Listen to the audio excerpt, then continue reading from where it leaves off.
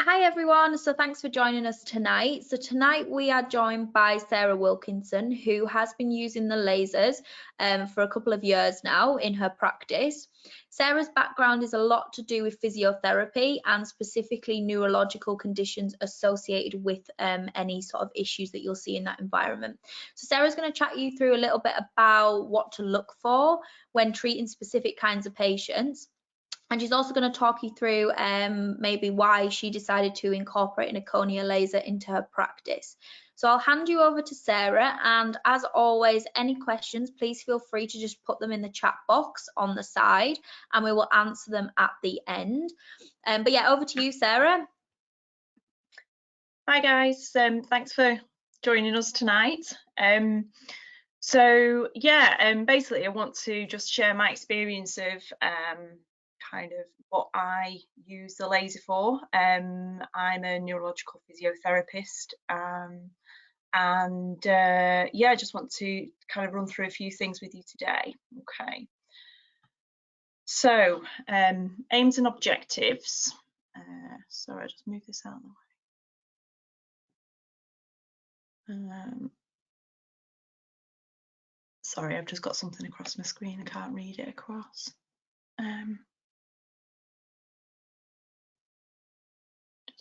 Maybe that's better. Sorry about that. So aims and objectives to discuss key elements of upper limb function, how this is affected with a neurological injury or condition, and relate the neuro-physiological components to upper limb function. And then I'm going to run through a couple of treatment options and run through a couple of case studies, and then finish off with the relevant research into low-level laser therapy and upper limb neurological injuries.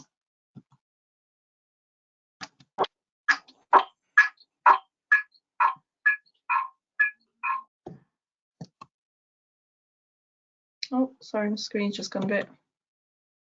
That's it. Try again. Okay. So, what do we do with the upper limb? So, we're looking at selective skilled activity. So, things like reaching, grasping, pulling, pushing, twisting, turning, more your finer motor activities, lifting items, dropping them. So, being able to release your fingers to be able to drop items. We also use it as a stabilizer. So if we're kind of propping ourselves up against walls or leaning against walls, we use it through, or it's very much used as a protective extension. So if we kind of fall, our arms come out to try and save us and protect us from falling. It has a massive role within walking.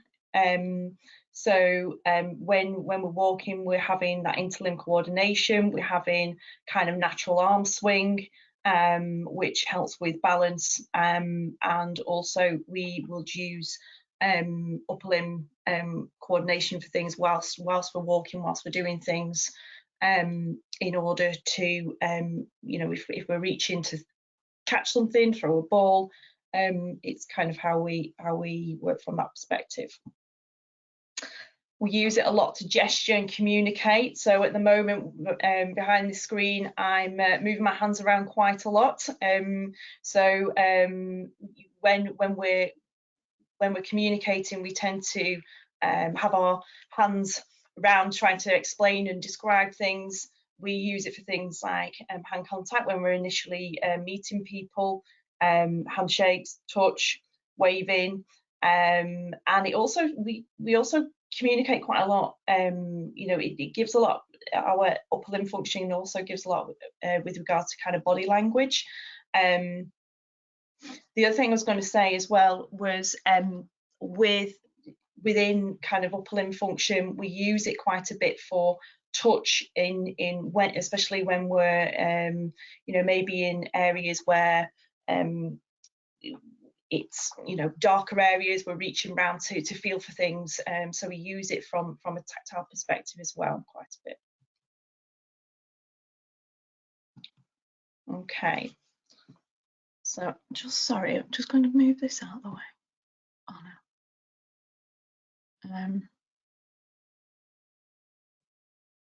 So components of upper limb movement. So we need global components along with specific. So in terms of sensation, perception, cognition, we need that drive. We need to have that kind of awareness of, you know, reaching for a cup, reaching for a mug. So we need to have that cognitive processing to be able to recognise items, objects, to be able to reach for something. Sensation, absolutely essential. So we need that sensory awareness and feedback. We need, if we can't detect sensation, we can't feel, we can't interpret what we're holding, we can't interpret what we're touching. So yeah, that's really important.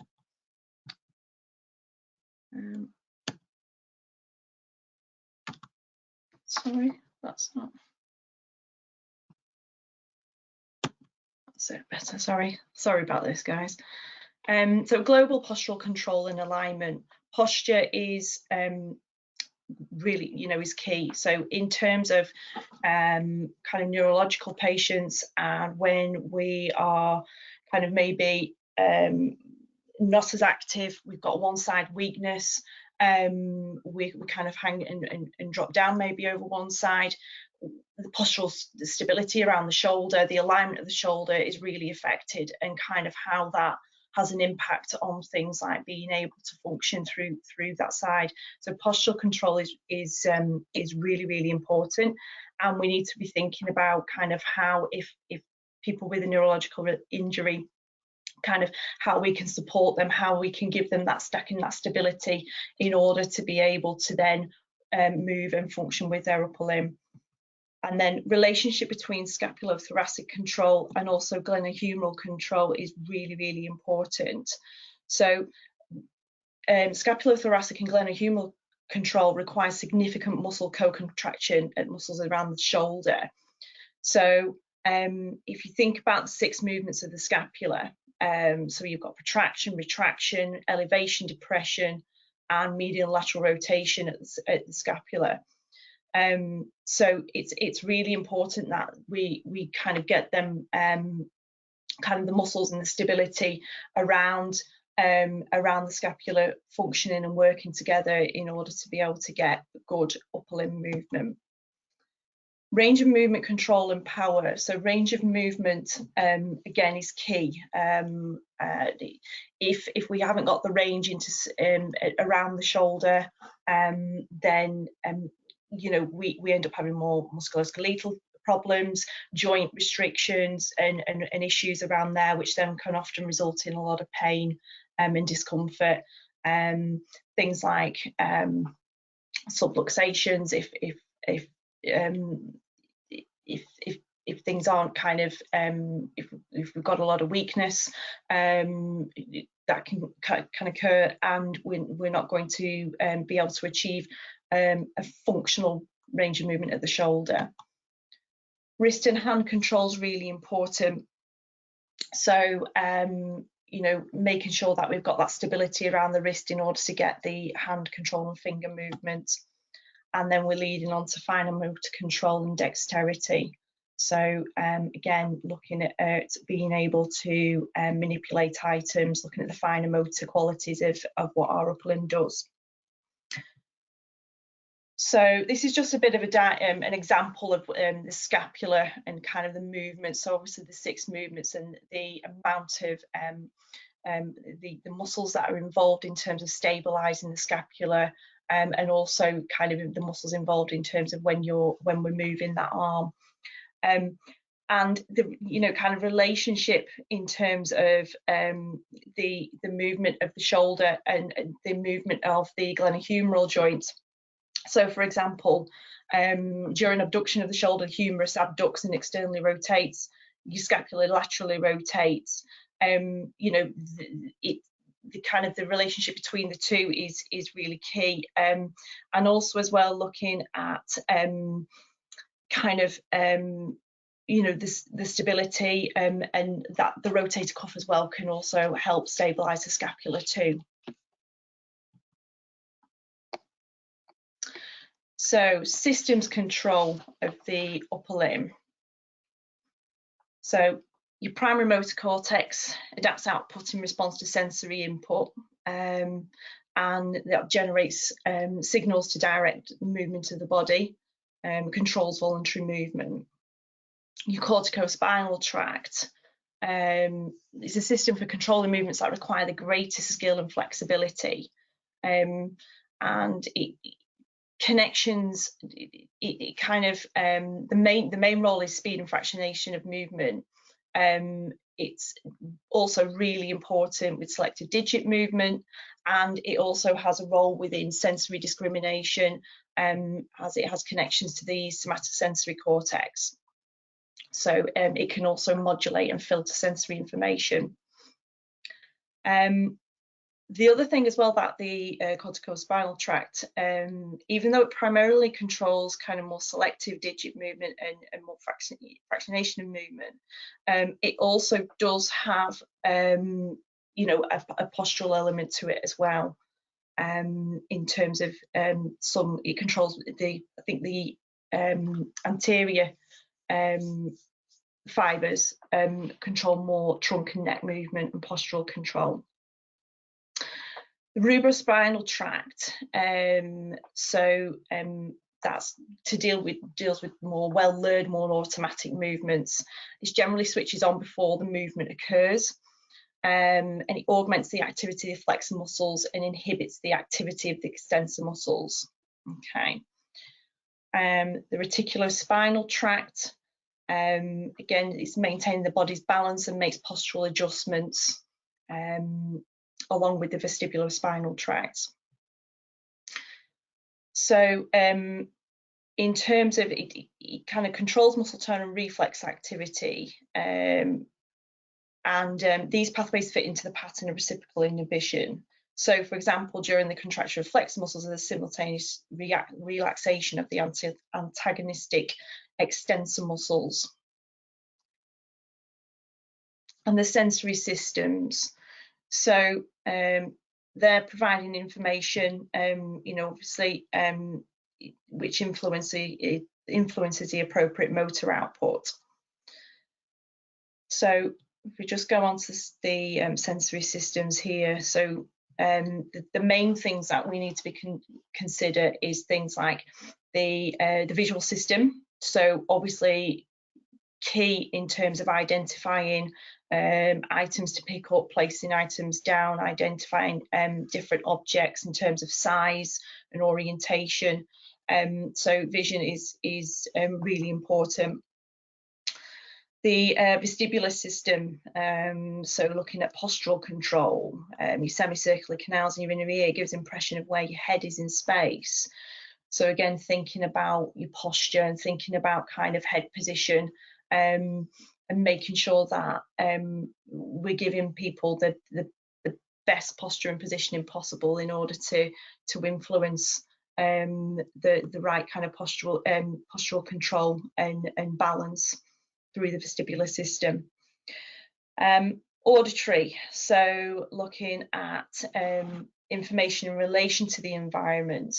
So, you know, sound of things, you know, if you're out in a, you know, say for example, you're on a sideline of a football field, a ball comes towards you, or you're kind of or something, I don't know, a noise that you hear, you turn around, you look, you know, if something's kind of heading your way, someone shouts, watch out, your arm's coming up to react to that, and you kind of generating an automatic response. In terms of your somatosensory system, so you're looking at receptors. So in terms of receptors, you're detecting temperature, touch, pressure, and like kind of more the kind of mechanoreception in terms of the vibration, and you're looking at proprioception in terms of your position in a joint and movement. Okay, so receptors, you know, you can have them in your skin, muscle, tendon, joints. So you're constantly requiring that, you know, if you're getting that feedback through touch, sensation, that's then going through them and sending tracks up to your to the brain to then generate a reaction. So proprioception, you're looking at detecting movement, joint position, sense of force and sense of change in velocity. Okay, so again, you're also looking at kind of changes in movement. You're looking at kind of in terms of the touch and different receptors. So the superficial receptors, which are detecting kind of more your fine spatial detail. You've got deep receptors, which senses the global properties of objects and detects kind of shape of objects. Okay. And then you've got things like slowly adapting receptors. So with there, again, you're detecting the pressure and the shape of objects. And generally with the slowly adapting receptors, the signal tends to last for about several minutes, whereas your rapidly adapting receptors, which just detect motion across the surface of your skin, so that kind of stops firing when stimulation stops.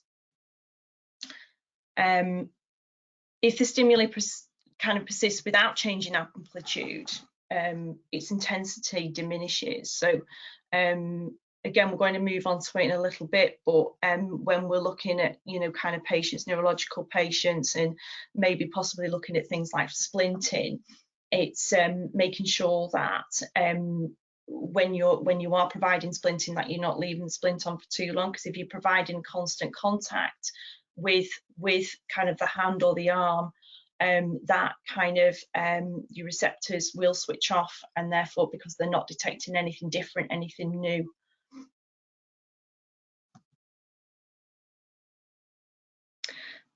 Okay, importance of the hand. So the hand, obviously looking at the sensory homunculus. So the sensory homunculus represents the innervation density of the skin. And obviously we've got a very distorted representation of the body there. So it just goes to show how important the hand is in terms of detecting that sensory information.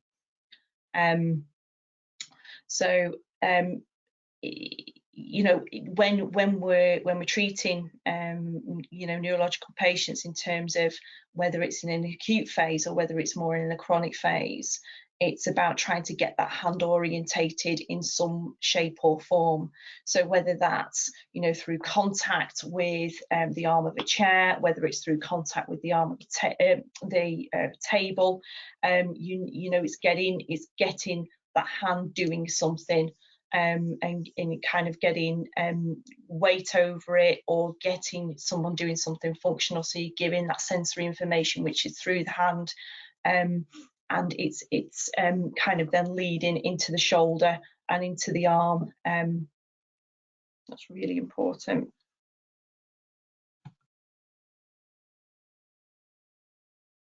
So pain and fear. So a lot of people who've experienced pain in kind of generally with neurological patients, they'll have experienced pain at some point, and a lot of the pain can be linked to either muscular pain as a result of not being able to move as freely, or joint pain as not being able to move around as much. But basically the pain and fear, the fear of someone coming towards you, you know, if you're providing some kind of hands-on therapy, you know, someone has had a bad experience in the past and is very kind of anxious to that movement, or, you know, when you're approaching that person, tone will tend to increase a little bit more, and it's very much the rely on past experiences. So, you know, obviously link to the limbic system.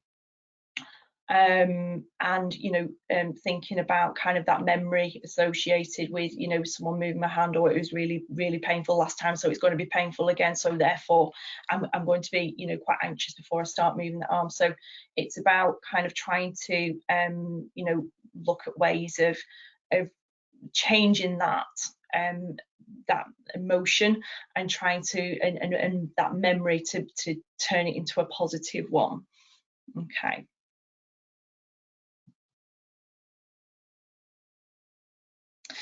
So upper limb problems following neurological injury. So in terms of the pain, like we were just saying a moment ago, it can be neuropathic in nature, it could be muscular in nature. So sometimes people, if they've had a stroke or a brain injury, they may have a pre-existing history of arthritis or some kind of rotator cuff injury. So it's really important that we get a detailed history prior, when we're assessing people. It may be, again, neuropathic pain is quite a big thing following kind of brain injury or strokes as well, and that has a massive impact on being able to adequately treat an upper limb. Muscle tone. So kind of muscle tone, we're talking before about kind of it can be quite low tone, so risk of subluxation. Again, looking at posture and positioning and trying to influence kind of the best alignment possible at that shoulder. Shoulder's really, really unstable. And in terms of muscle tone and kind of we rely a lot on muscle tone to be able to keep the shoulder as stable as possible. So when there is a bit of a mismatch, or whether it's low tone or high tone, we need to make sure that the posture in the person, the patient, is as adequate or as good as possible. Spasticity as well is another common issue that we face as therapists when we're treating people, and looking at ways of trying to reduce that spasticity. Sensation. So we were talking a bit about it before, how important sensation, sensory awareness is. So sensation through numbness or pins and needles, or hypersensitivity. So if something's quite numb, you can't feel it, it's right, okay, what can we do to try and excite them sensory receptors to try and get that get some sensory information in as much as possible. If we're hypersensitive, it's right, what can we do to try and calm that hypersensitivity down, and to try and reduce that sensitivity. So there's different desensitization type exercises that we can do. Posture, which again we've kind of touched on before, and the effects that it can have on the upper limb. So with posture, if someone isn't sat in the best position possible, if they're quite slumped in the chair or leaning over to one side, kind of the effect that has on the arm in terms of the effect it has on the muscles, the effect it has on the joint, but also the nerves, and a person's awareness of where the arm is. Posture is absolutely key in order to get a good stable shoulder. And then just moving on to instability at joints, risk of subluxation, especially if someone has quite a low tone upper limb. Gravity when we're sitting, when we're standing, with gravity, if that arm's not supported appropriately, then muscles are going to get really overlong and weak, and again that then ties in with increased pain and discomfort. So here is just a few examples of upper limb and tone and posture and positioning. Okay, so we've just got the forearm of this lady on the left hand side. You can see how the fingers are a little bit flexed and also a little bit edematous. Again, if you do have more of an edematous upper limb, you're stretching them skin receptors. So you're stretching the skin receptors, you're not getting that right, the correct sensory information. They're overstretched, so they can't give you the same kind of sensory input through that arm to the brain. And then we're looking at the chap on the right hand side in terms of the flexed posture at the arm, in terms of the kind of quite tight and switched on pectoral muscles, flexed at the elbow. But again, if you also look a little bit at his posture in terms of being more kind of side falling a little bit towards that right side, and how that also affects the upper limb. Fingers as well, close to palm, and arm across body. So we've got more internal rotation there, rather than having a nice settled arm on the arm of that chair.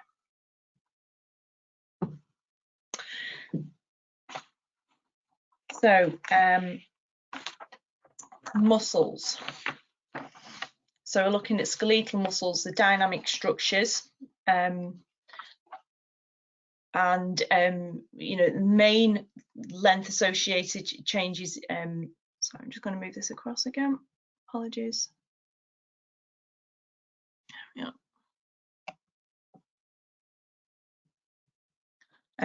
So yeah, dynamic structures capable of changing the phenotype according to the functional demands placed on them, and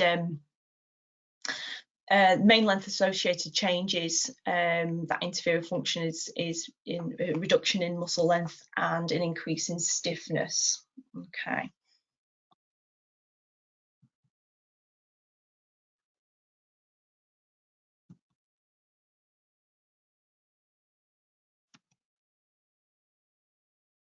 Sorry, it's just taking its time to move on.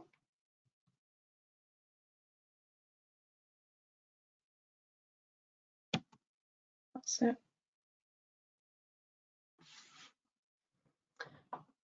So muscles concentrically shorten for mobility, and they can asymmetrically hold or lengthen for stability. In terms of providing feedback through Golgi tendon organs, muscle spindles, free nerve endings, in terms of coordination and regulation of muscle function. Okay, muscle characteristics can be altered according to its use.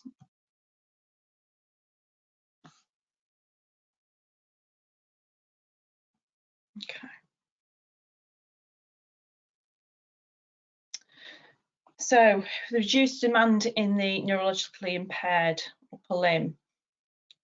So we have rapid atrophy of the slow muscles. So if you think about the muscles around the shoulder, and how when they're not being fired, how they deteriorate quite quickly, get a lot of muscle wastage, get a lot of winging around the scapula. And also as well, if you think about kind of trunk muscles and how they're not functioning properly, so therefore posturally, we're kind of the shoulder can't sit on the thorax as well, and how that affects kind of the joint itself. So the glenohumeral joint, if they again, everything's getting weaker, we're not able to provide enough support and stability. Therefore, in terms of things like functional reach, we're not able to achieve that because we've not got enough stability around the shoulder.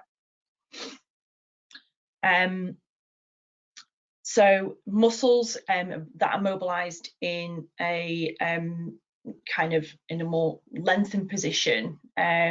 So for example, with stretch, again, just going back to the shoulder and potential subluxation, rotator cuff muscles are getting longer and weaker. compared to muscles that are immobilized in a shorter position. So again, thinking about your posture and your positioning when you're working with people, the upper limb, in terms of being able to support it in the best position possible, will stop them muscles either getting really long and weak through being overstretched, or being really short and stiff and not being able to move because they're too short. So again, going through intermittent weight bearing, so it reduces the loss of slow muscle activity loss during prolonged immobility. So if you can't get someone into standing, in sitting, get someone with their arm placed on something, weight bearing through something, sitting on the edge of the bed, getting the hand out to the side, getting that contact with something and getting that weight bearing through, you're stimulating the rotator cuff muscles, you're stimulating the kind of the joint, and kind of producing that kind of trying to keep that synovial fluid going in the joint itself. But you're also getting that sensory information through that arm up to the brain. In terms of moving over it and trying to do some reaching activities and things like that will also really help. So in terms of postural muscles, if we're not using them, we kind of the function of them goes. So we have reduced endurance, fatigue. They become very phasic, and they can become very stiff, and also kind of almost lose kind of any form of functional use. They're not stabilizing muscle anymore. The other thing as well that we need to think about is potential for contractures. So in your shorter and your stiffer muscles, it's really important that we try and maintain range of movement at the joints and at the muscles, because just to try and reduce the risk of contracture at the muscles.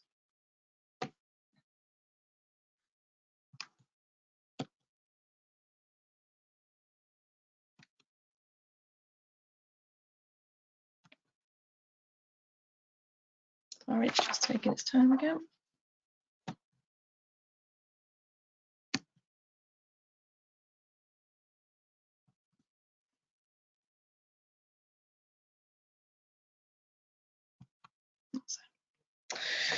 Okay, so just moving on to treatment.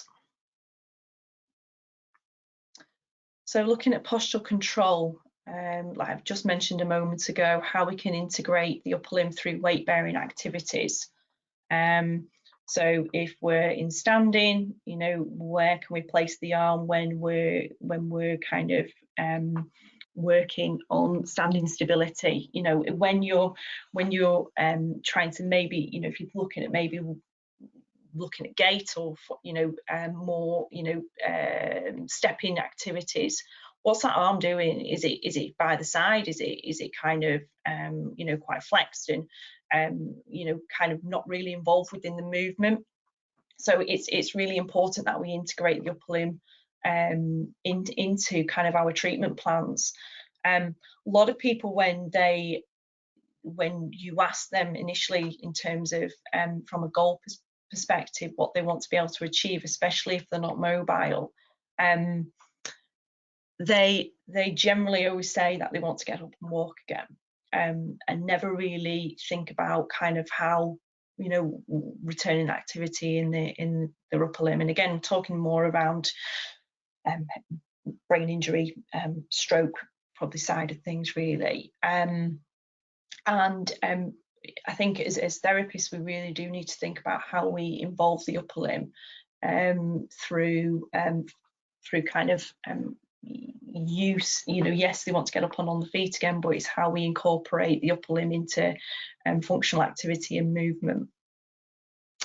So yeah, treatment, we need to maintain range of movement at the joints and muscles, really, really important. And you know, provision of stretching program, or you know, trying to you know, get family relatives to provide that input, or you know, carers, if possible as well. Sensory input and integration. So again, sensory input, really, really important. We want to get that information, that hand contact with things as soon as possible. Different stimuli, such as, you know, different textures of different items. You know, getting the hand involved in things, whether it's from a weight bearing perspective, integrating it into, you know, routine, you know, functional routines as much as possible. Improving activity, strength and stamina, general physical fitness. You know, some people aren't able to mobilize as well, and it's how we try and you know, keep things moving, but also try and build up on that strength and stamina, and thinking about kind of how we use them muscles, you know, trying to maintain that function as much as possible. The 24-hour approach, or as much as possible. So you know, what is the person doing outside of the therapy session that we provide? So it's about giving them as many, you know, wanting them to use that upper limb, or to mobilize around that upper limb as much as possible in between the sessions. So in terms of, you know, physical activity outside of the session, they need to be given that arm, that sensory stimulation, that sensory input, that postural input, and you know, use within things like washing and dressing, or you know, when we're having something to eat, making sure that when someone's sat at the table, that their arm isn't just hanging over the edge of a chair. It's involved, it's placed on the, you know, on the side of the table. It's doing something, rather than just being you know, neglected. So position and support of the upper limb when weight bearing. So you know, considering you know, support. So a lot of us will use taping in order to try and provide that sensory information to a joint or muscle, trying to maintain the posture as much as possible. So when we're sitting, when we're, you know, when we're walking as well. And there's you know, different types of resting splints, and you know, postural support cuffs for when you know, the support cuffs were more for when we're walking, and that just de-weights the upper limb. The upper limb is very heavy, so you know, again, you wanted to just support and stabilize the muscles around the shoulder in particular when we're walking. But then at the same time, you're wanting to encourage as much automatic movement of the arm. So if you've got enough stability and enough tone around the shoulder, you're wanting to try and incorporate and encourage that, the weaker upper limb, to be more involved in trying to get them automatic movements going. Sleeping as well, just touching on that. So you know, ensuring that people have adequate support when sleeping. It may be that they need a bit of support around the back of the shoulder, in terms of, you know, towel, something underneath the scapula, to be able to provide enough stability when they're, you know, lying on the back. So again, it's thinking about the 24-hour approach and how we can influence that in terms of getting the best posture, the best position, but also you know, trying to improve people's movement.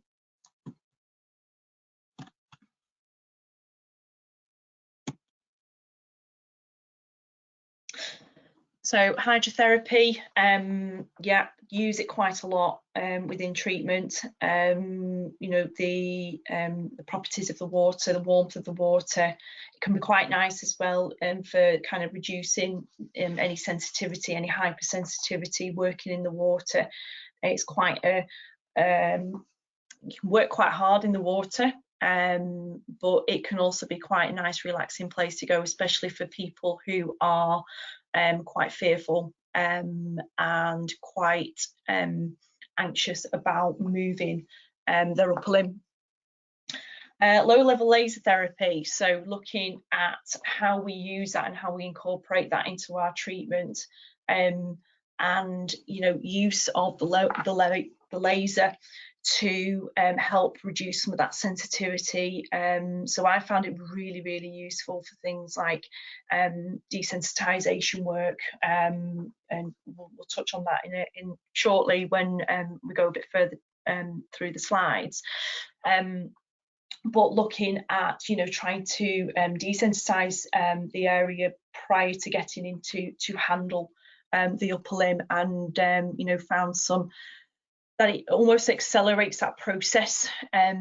So in terms of being able to reduce the sensitivity, so then we can start to gain more range of movement and more active movement as well. Muscle stimulation, so stimulating muscles that aren't functioning, just to give them a, you know, an active workout, but also to give the brain something to be thinking about from a sensory perspective as well. And you know, working on trying to use that within the upper limb treatment. Medication, we're looking at things like pain relief, but also do we consider things like muscle relaxants if needed, and Botox if needed as well, in order to be able to gain more functional use, a more functional upper limb. Lycra, we're looking at you know, more postural support, stability. So with the Lycra, the kind of the quite tight and close to the skin, and it's stimulating kind of more your mechanoreceptors and kind of providing more postural stability. And then we've got constraint-induced movement therapy, so looking at kind of stopping the non-dominant arm from working too much by you know, popping a big glove on, so you therefore have to use the affected upper limb and how effective that is, and mirror therapy. So case study, a 50-year-old gentleman with relapsing remitting MS. So painful right shoulder with variable spasticity and increased tone, reduced functional use of the right upper limb, and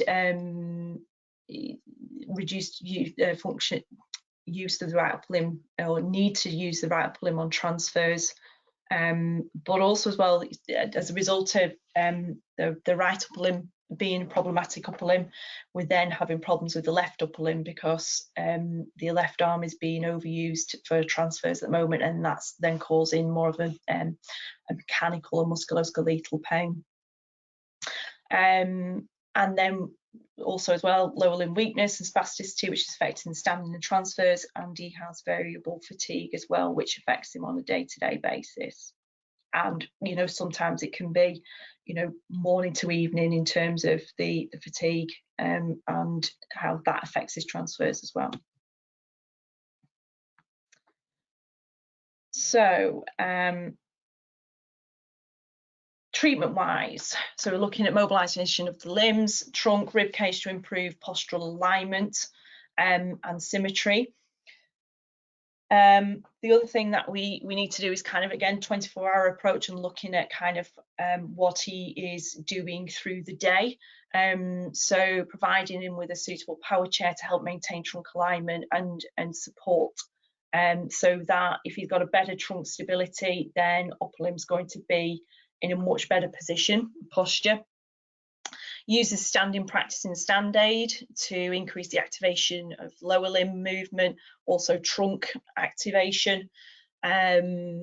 So yeah, working on strengthening the lower limbs to help reduce the pressure through upper limbs during transfers.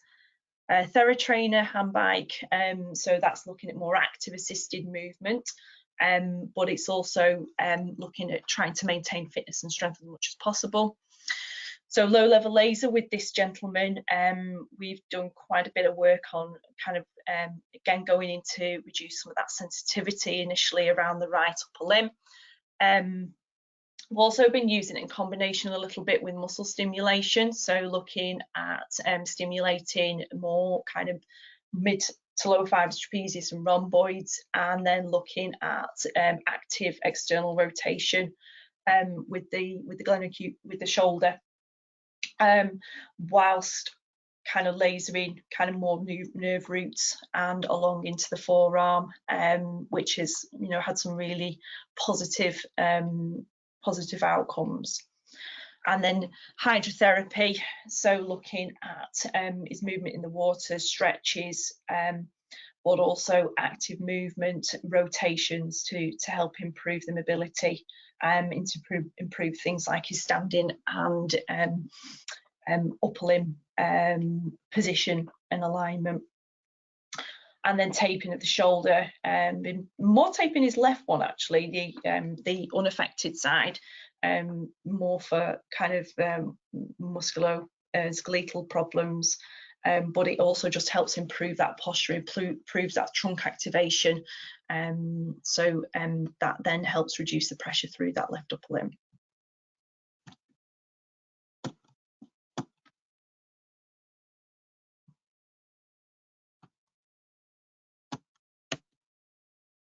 I don't know what I'm doing wrong here in terms of changing it now. Oh, that's it. Okay, so overall results: improvement in trunk alignment, we have better symmetry, reduced upper limb tone and spasticity, improvement in standing alignment and symmetry, and improvement of fatigue, as because he's better supported in the power chair through the day, his body isn't working as hard to keep him stable and sat upright in the chair, and also starting to do some stepping in the pool. So this example actually isn't the chair that he's got, so this is just a chair that we use for treating. It's just easier to access. So if you look at kind of him before the session, so if we look at quite overlong kind of muscles, look at the scapula here, how rotated it is, and if we look as well, just in some increased tone here around the upper traps.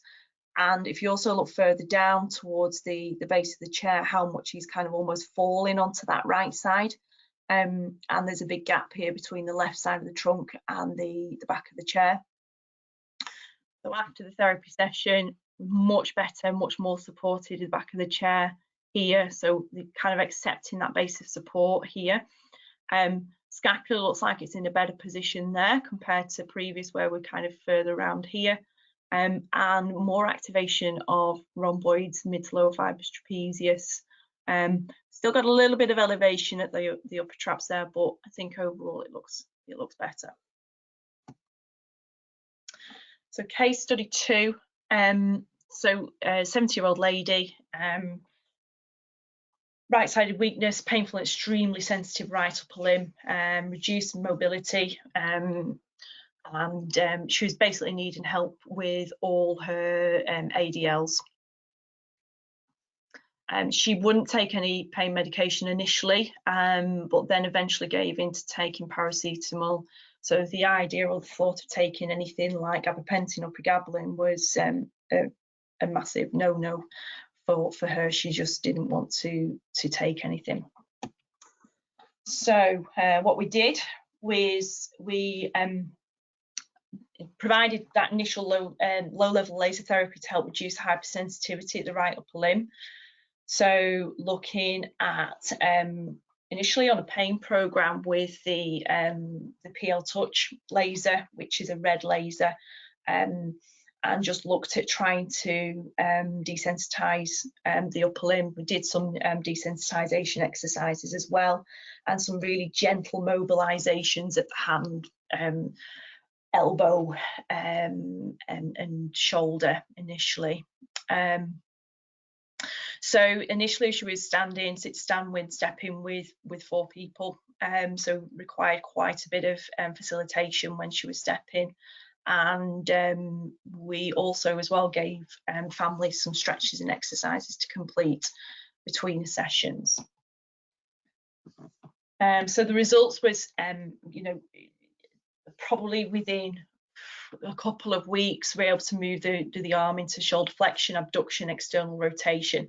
External rotation is always quite difficult to achieve, I always think, because there's such a bias into that medial rotator pattern. Still some restriction at the elbow range due to a little bit of increased tone at the biceps, but overall so much easier to handle.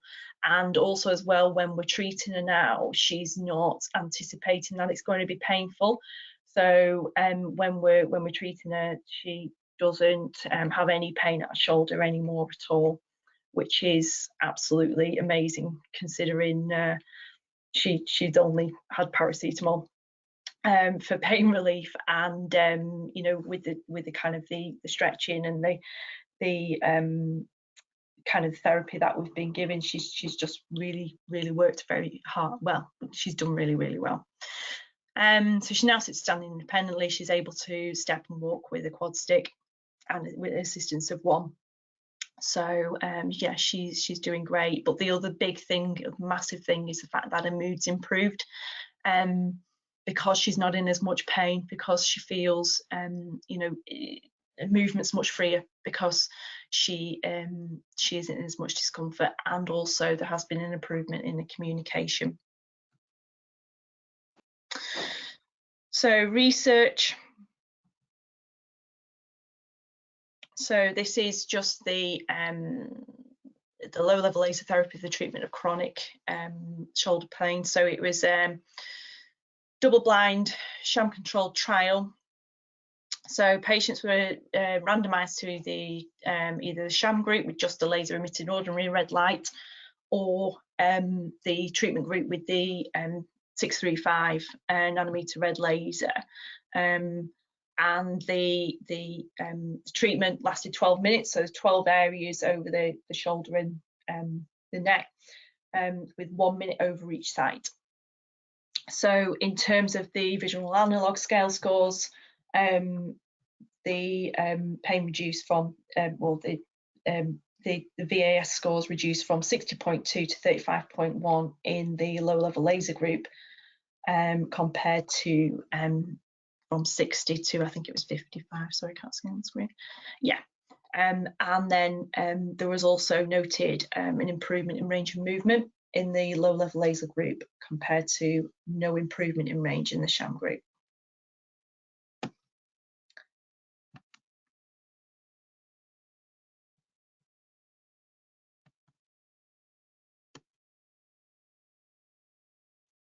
All right.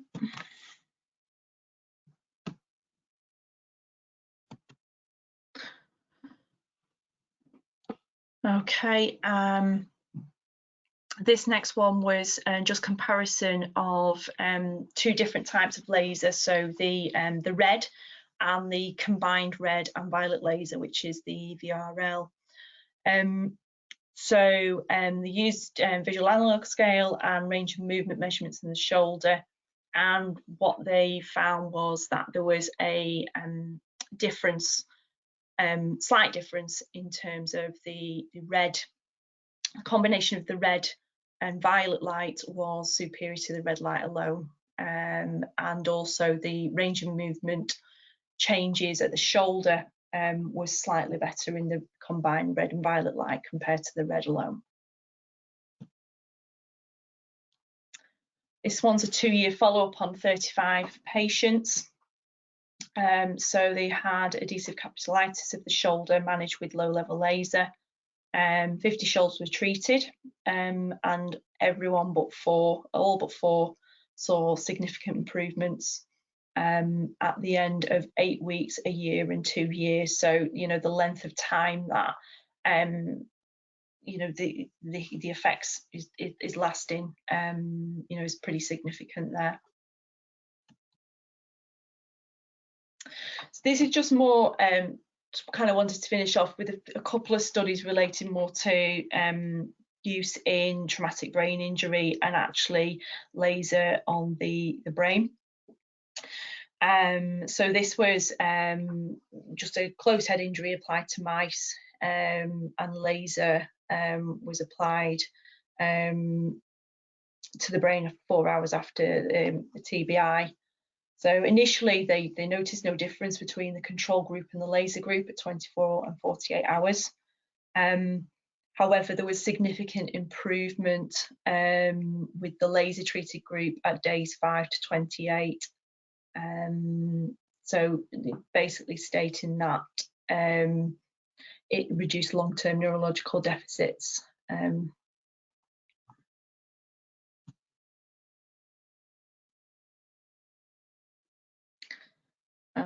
this last one, so this was more just relating to the effects on people's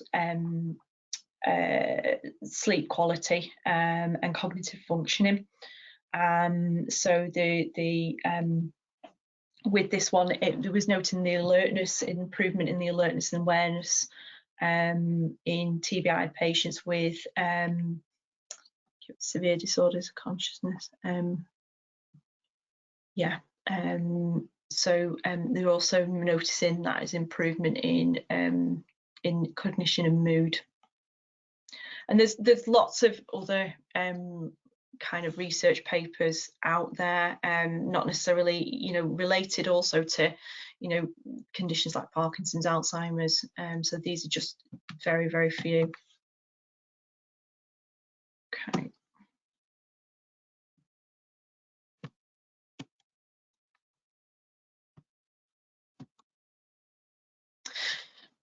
So in summary, use of low-level laser is beneficial for the problematic couple in following neurological injury. So I use it in addition to other therapy and treatment approaches. So it's not to be used, you know, I wouldn't use it instead of, you know, doing what I already do as a therapist. It's just there to enhance my practice and to enhance kind of almost help me kind of accelerate them processes a little bit in a way, especially when it comes, the big thing that I've noticed with use of the laser in my practice is more around, you know, the sensitivity side of things and trying to reduce that so I can gain better movement and start looking at improving range of movement and improving active movement. So it's almost getting into them areas quicker, and that's one massive thing that I've noticed through using it for the past year or so. I do, mainly use it with people with upper limb problems, but I also do use it with other issues. So, for example, you know, people who were looking at balance, looking at coordination, looking at you know, maybe treating, you know, a muscular injury in order to get better movement and mobility. So there's a lot of potential, I think, you know, through use of low-level laser within, you know, treating people with neurological conditions. The other thing I really like about it is the fact that there's minimal contraindications to use of low-level laser. So you know, I wouldn't use it with anybody who may have, you know, cancer. I wouldn't use it on anybody who was pregnant. But in terms of the, you know, it's pretty safe and easy to use. And the other thing as well is that I find it really good because it's portable for me as well. I mean, you've got some bigger pieces of equipment that that you maybe use in clinic, but with some of the handhelds. It's really great for me because I'm, you know, a lot of my visits are community based. I'm going into people's houses, so in terms of it being portable and easy to apply and use, you know, it's really great from that perspective. So thank you for listening to me tonight. I really appreciate you spending your time with me. I'm sorry, I've been a bit preoccupied with trying to get these slides moving a little bit faster for you. So yeah, thank you again for listening to me, and have a nice evening. Hi, Sarah, and thank you everyone for listening as well and tuning in. This will obviously be available on record as well, so it'll be sent to those individuals that haven't had a chance to tune in. Just wanted to touch upon, you did mention about LED therapy. I would just like to reiterate that Econia use a line coherent beam, which is true laser diode, and it has obviously been patented by Econia, and obviously there are different mechanisms of actions that fall within that low-level laser therapy umbrella. And also, as a company, Econia do hold 20 of the 23 FDA clearances given to low-level lasers. So our depth of research is obviously well above those other, let's say, competing devices on the market. And I would also just like to remind everyone that we do have a seminar coming up at the Radisson Hotel at Heathrow on the 6th of March, and Dr. Silverman will be coming over from New York, and there will be a big focus on practical applications of the laser in your clinical practice, as well as a big focus on musculoskeletal problems. I do have, I think, 1 or 2 complimentary passes available.